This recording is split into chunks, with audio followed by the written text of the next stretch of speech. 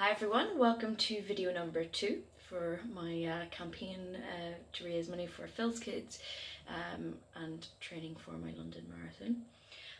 So I mentioned in my last video and on my new Facebook page that I'm going to give some information at each video, just telling a bit, one, how I'm doing in my training, and then also some information so you know what the charity does and why I'm so into it. So this is video number 2, and we're going to start with what is Huntington's disease.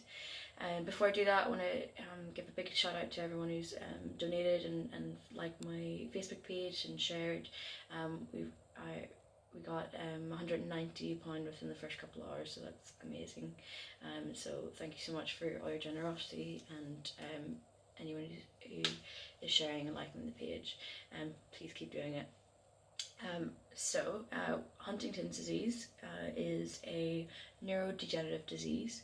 So that just means basically that at some point in the course of the disease, brain cells start to die, and this cell death causes the symptoms, or leads to the symptoms that is Huntington's disease.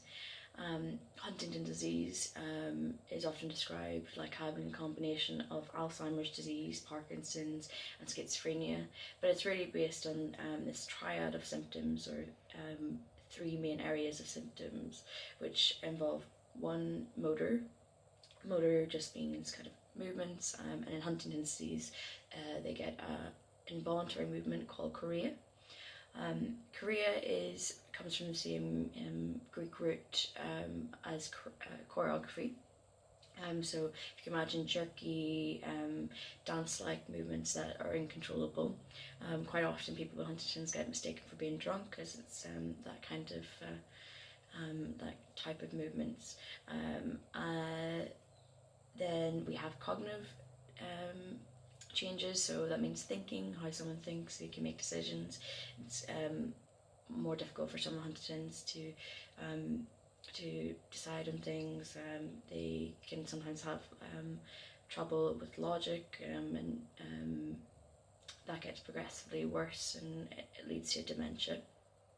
And thirdly, we have psychiatric symptoms, which are often the most debilitating.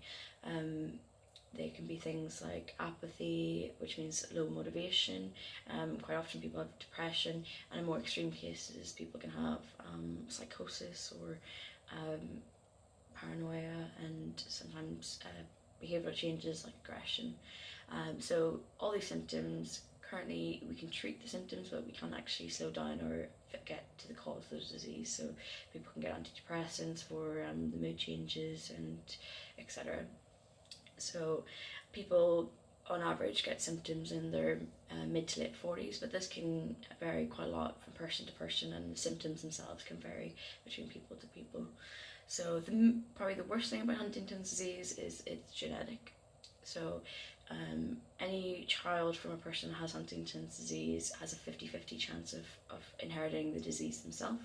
If you get the faulty gene, you will 100% have Huntington's disease at some stage of your life if you live long enough.